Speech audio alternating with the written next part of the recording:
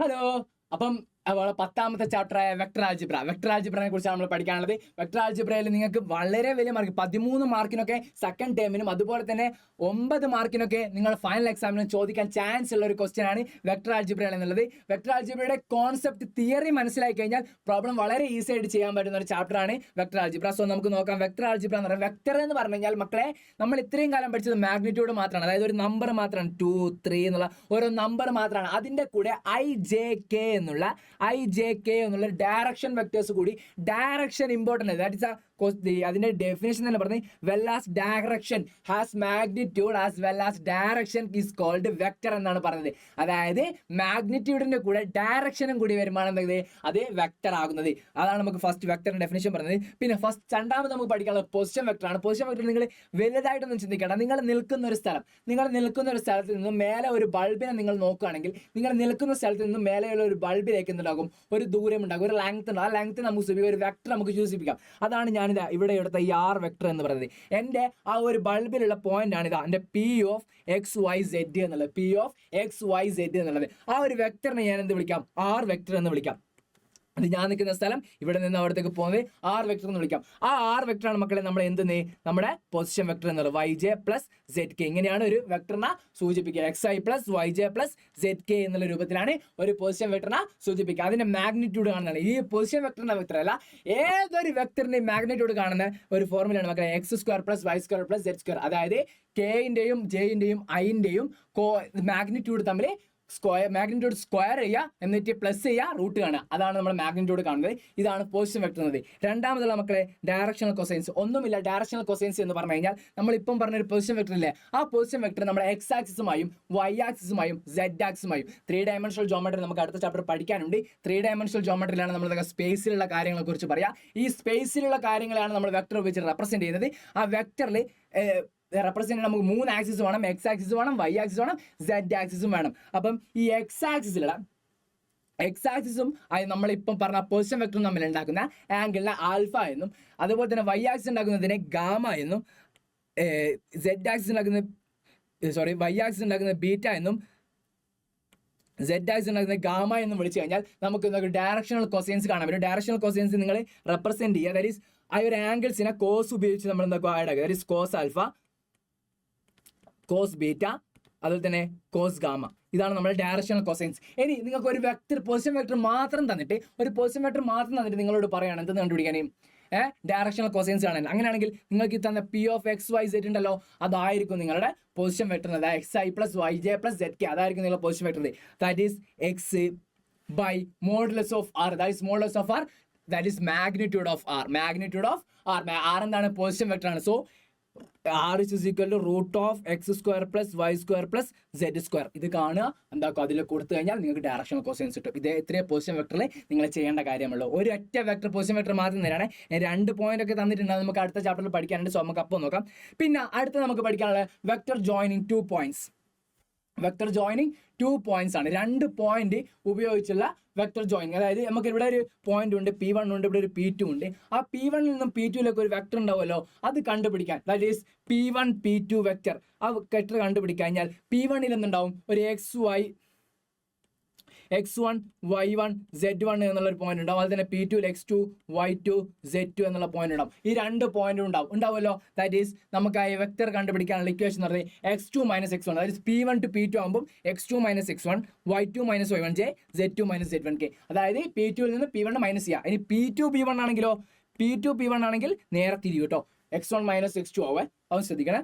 പിന്നെ അടുത്ത നമുക്ക് പഠിക്കാനുള്ള ടൈപ്സ് ഓഫ് വെക്ടേഴ്സ് ആണ്. ഇതിൽ ഏറ്റവും കൂടുതൽ ഇമ്പോർട്ടൻ്റ് ആയിട്ടുള്ള സംഭവം യൂണിറ്റ് വെക്ടർ ആണ്. That is A cap which is equal to 1/mod of norm A into norm the vector.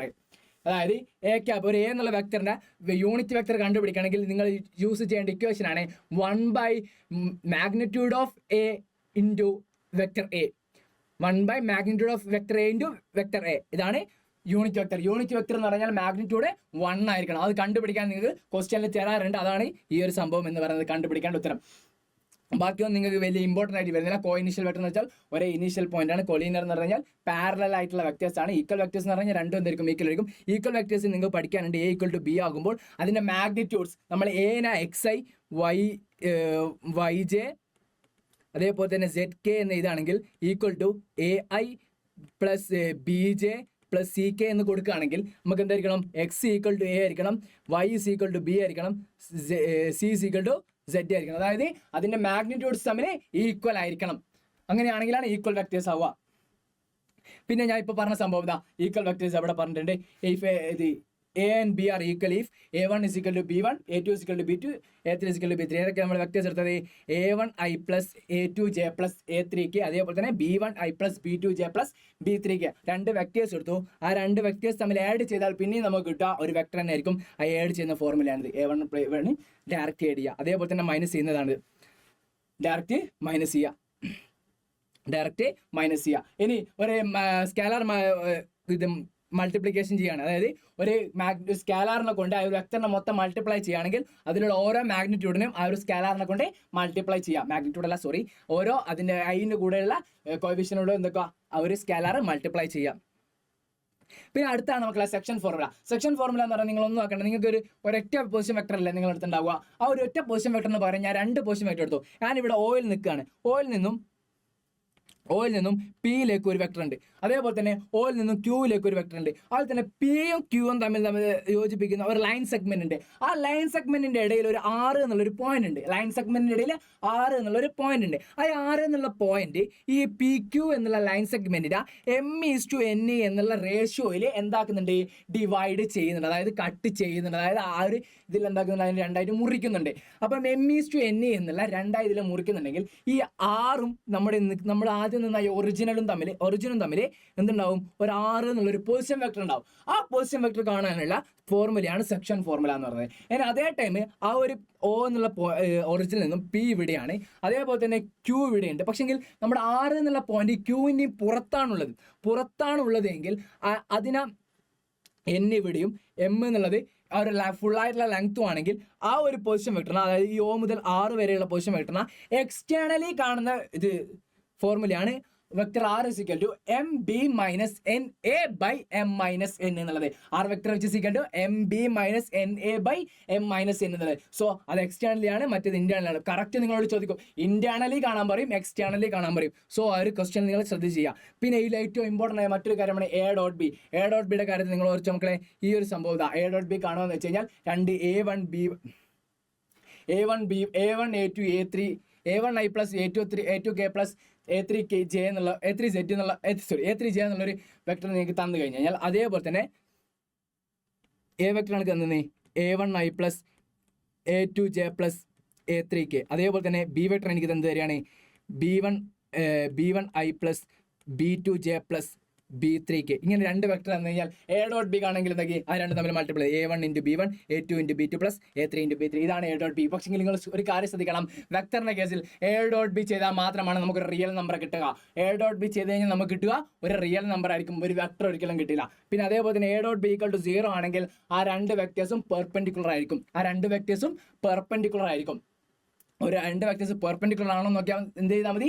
A.B = 0 എന്ന് നോക്കിയാൽ മതി. ഇനി θ = 0 ആണെങ്കിൽ അതെന്താണെന്ന് വെച്ചാൽ cos θ എന്നുള്ള ഈ ഒരു ആംഗിളിന്റെ കേസിന് വരുന്നതാണ്. cos θ = A.B by modulus of A into modulus of B. ഒരു ആംഗിൾ കാണാൻ പറയുകയാണെങ്കിൽ, രണ്ട് വെക്ടേഴ്സ് തമ്മിലുള്ള ആംഗിൾ കാണാൻ പറഞ്ഞെങ്കിൽ നമ്മൾ യൂസ് ചെയ്യേണ്ട ഫോർമുലയാണ് which is equal to A.B by modulus of A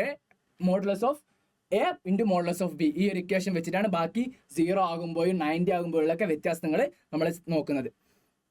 പിന്നെ മക്കളെ അടുത്താണ് പ്രൊജക്ഷൻ ഓഫ് എ വെക്ടർ ആണല്ലേ.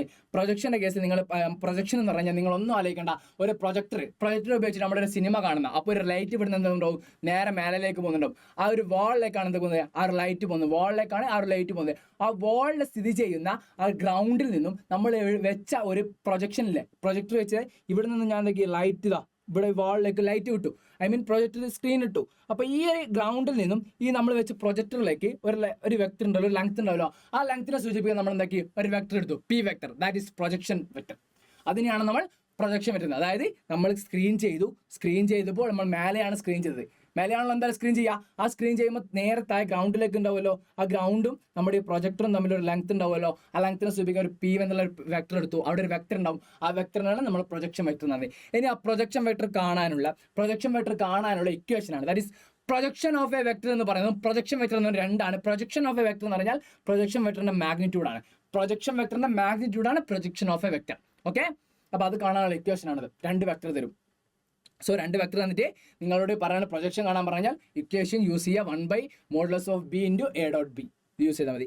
ഇനി ഇതിൽ ഏറ്റവും ഇമ്പോർട്ടൻ്റ് ക്രോസ് പ്രോഡക്റ്റ് ആണ്. ക്രോസ് പ്രോഡക്റ്റ് ഈ ഒരു കാര്യം നിങ്ങൾ പഠിച്ചു വെച്ച് കഴിഞ്ഞാൽ ഈ ചാപ്റ്ററിന്റെ പകുതിയായി എന്ന് ഞാൻ പറയും. ബിക്കോസ് ഇതിൽ നിന്നാണ് അധികം ക്വസ്റ്റ്യൻ വരല്. ഏറ്റവും കൂടുതൽ വരുന്ന ക്വസ്റ്റ്യൻ എന്ന് പറഞ്ഞാൽ എ എന്നുള്ളൊരു വെക്ടറും തരും, ബി എന്നുള്ളൊരു വെക്ടറും തരും, എ എന്നുള്ള വെക്ടറും തരും, ബി എന്നുള്ള വെക്ടറും തരും. എന്നിട്ട് ഈ എക്കും ബിക്കും പെർപെൻഡിക്കുലർ ആയിട്ടുള്ള ഒരു വെക്ടർ കാണാൻ പറയും. എയും ബിയും പെർപെൻഡിക്കുലർ ആണോ എന്ന് ചോദിച്ചു കഴിഞ്ഞാൽ a.b = 0. പക്ഷെങ്കിൽ എക്കും ബിക്കും പെർപെൻഡിക്കുലർ ആയിട്ടുള്ള ഒരു വെക്ടർ കാണാൻ പറഞ്ഞു കഴിഞ്ഞാൽ നിങ്ങൾ എന്ത് കണ്ടാൽ മതി?